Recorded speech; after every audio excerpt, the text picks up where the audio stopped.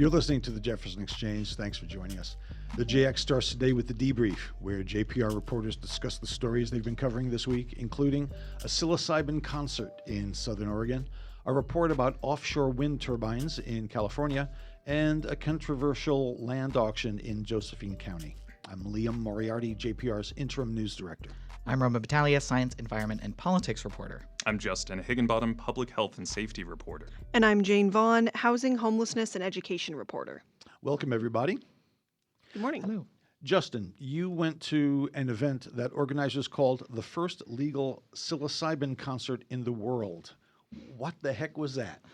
Yeah, well, first, I'm not totally sure it's the first legal psilocybin concert in the world because there are some countries where psilocybin or magic mushrooms are legal, and I'm not sure, what their concert situation is there. But in Oregon, at least, I can pretty confidently say it's the first that everyone I spoke to had heard about.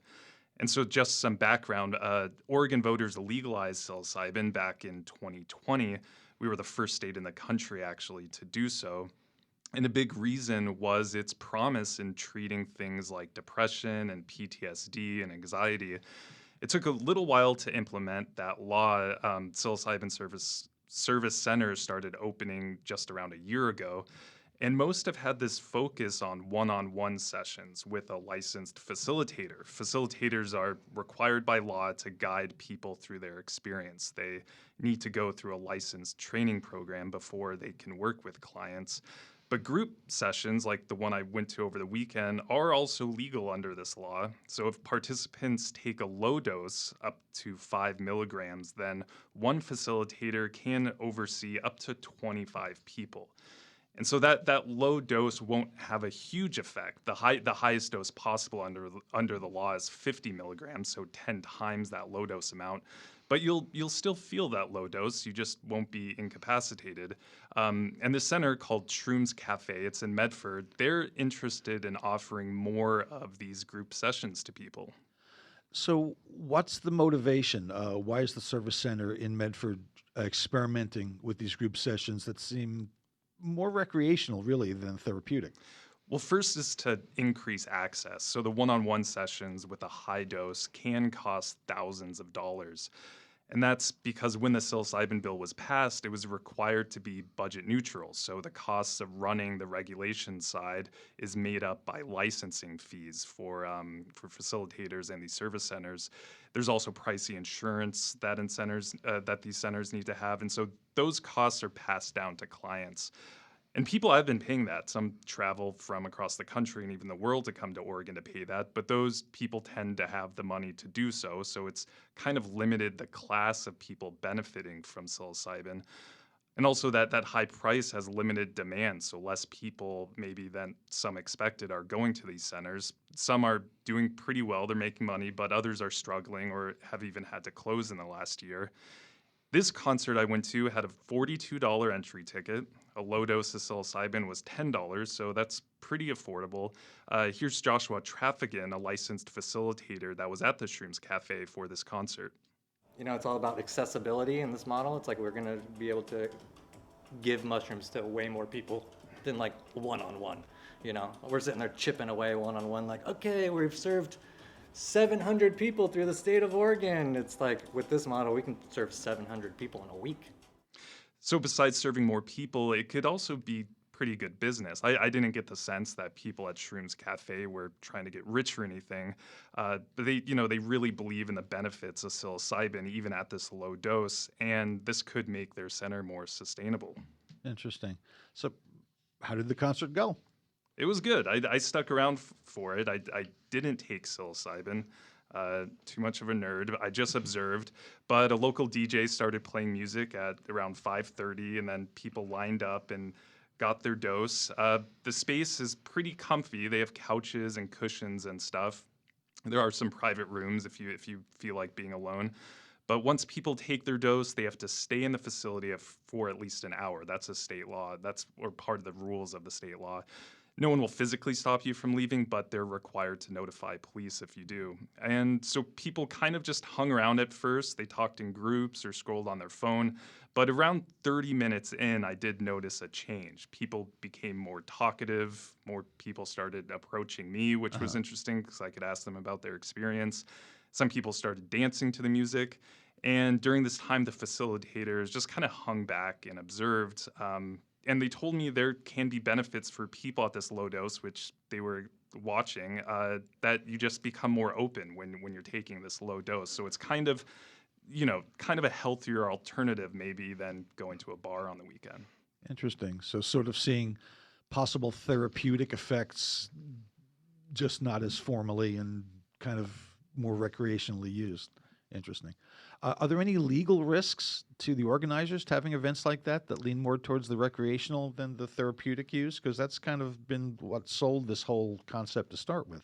Yeah, so the Shrooms Cafe is very careful about following state laws, as you can imagine. And the owner said that if they have any questions, they reach out to the state and they get a pretty fast response. For example, part of the law is that facilitators can't direct clients to do anything while they're under the influence. That's because there's kind of a power dynamic there, and people can be susceptible when they're, especially on a high dose of psilocybin. A facilitator might just check in on a client. They're not like giving a therapy session while people are taking psilocybin. And at the Shrooms Cafe, they're aware of that rule. And in these group sessions, if there's an activity present, like playing music, it has to come from the participants, not the facilitators. So the DJ was a participant because they don't want to direct anyone to listen to electronic music. And that's probably a pretty cautious take on it. They've also talked about yoga sessions and things like that, which again, they can't direct people to do. But they want to be very careful and not kind of mess it up for anyone else, not only in the state of Oregon, but for the whole country, because we're one of the first adopters. So other states, when they're considering legalizing psilocybin, they'll look to us. So I got a sense they had a responsibility there. Gotcha. Appreciate that. Thanks, Justin. Very interesting. Roman, you took a deep dive into a 700-page environmental report from the federal government about floating offshore wind projects in California. What was that about? It was a long report. Yes. It was this draft environmental impact statement. I saw you sweating bullets there across the I know, newsroom. as Yeah, I was so- reading it. Yep. It's this environmental impact statement from the Bureau of Ocean Energy Management, also known as BOEM, which is looking at these environmental impacts and proposed mitigation measures that BOEM is considering. So offshore wind projects are really just getting started in California. 5 companies had bought leases in this auction back in 2022 to develop these huge, massive floating offshore wind turbines. These turbines are really, really, really big. And they would be the first on the West Coast. Obviously, there are some environmental concerns because they're the first. We don't necessarily know what all of those are. And so BOEM is kind of looking at what they might want to require of these developers as conditions for approving their construction plans when they submit them.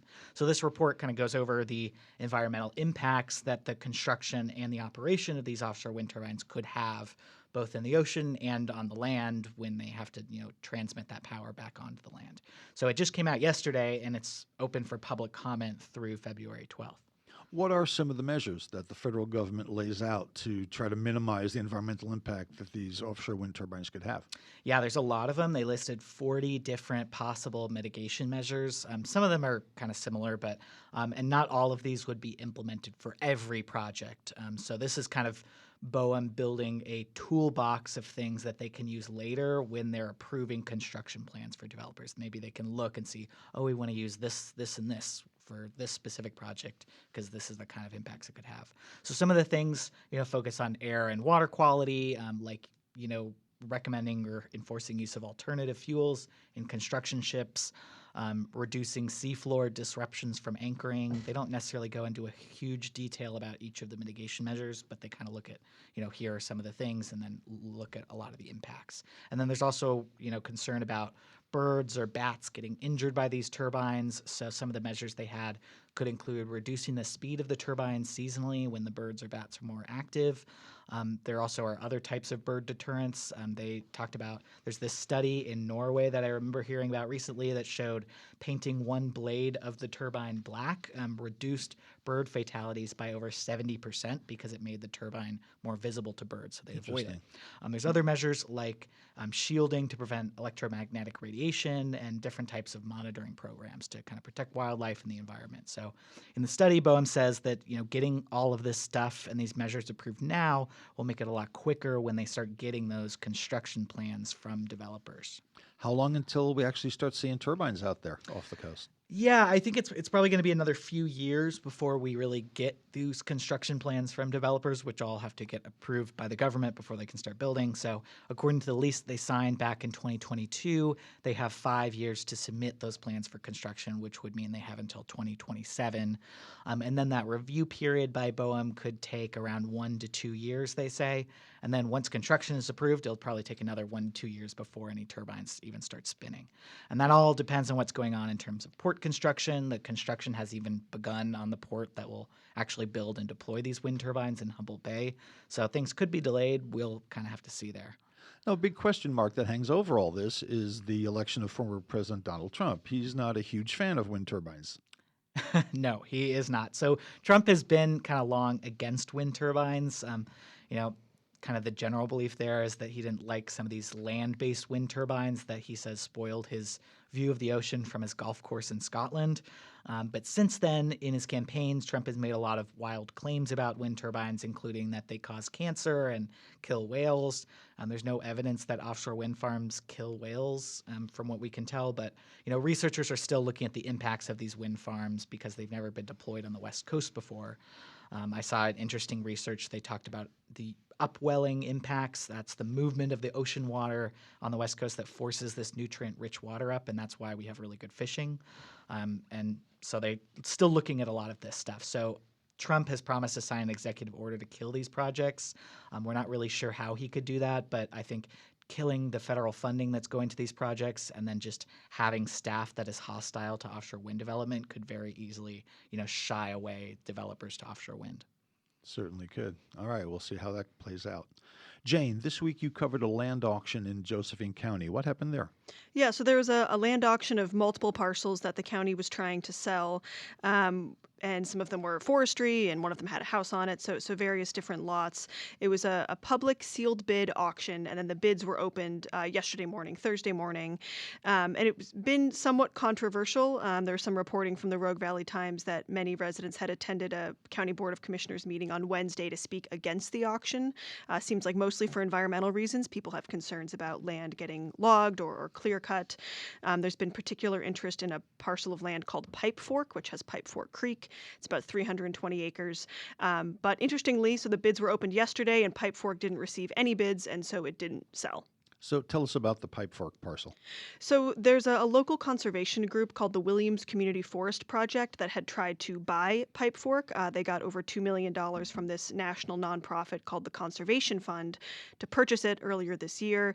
Again, they're trying to keep it from being clear cut. They're concerned about decreased water quality and destruction of wildlife habitat and various other things. And also the area around the upper part of Pipe Fork Creek is protected. It's by the federal BLM as a research natural area. And so the Board of County Commissioners had agreed to this sale, and then they opted out of the sale this summer, and so instead Pipe Fork was listed as part of this auction. So I talked to the secretary from the Forest Project yesterday, who's saying that they're now really excited Pipe Fork didn't sell. They say they'd still like to buy it if possible. They hadn't bid on it during the auction because, number one, it was bundled with another parcel, so it cost almost $4 million. And also they said that second parcel had not been appraised, so the Conservation Fund couldn't bid on it, but they would still like to buy the Pipe Fork land specifically. So what happens next? We will have to see. So county commissioners are going to meet and decide what will happen next to Pipe Fork, and then there were also other parcels that didn't receive any bids and so didn't sell either. That meeting is apparently going to occur on Tuesday afternoon, hopefully, so there'll be some conversation there. I did talk to County Commissioner John West yesterday. He said it's not unusual for these land auctions to receive no bids. Some didn't get any bids on Thursday, so he said they'll have a meeting probably on Tuesday and figure out what happens next. Great. Very interesting. Thanks, Jane. And that's it for the debrief this week. Thanks for listening. You can reach the newsroom with comments on our coverage and suggestions for things we should cover in the future through our news tip line. You can find that on our website at ijpr.org. And you can find this program and more on our website at jeffexchange.org or subscribe on Apple, Spotify, and all the other platforms.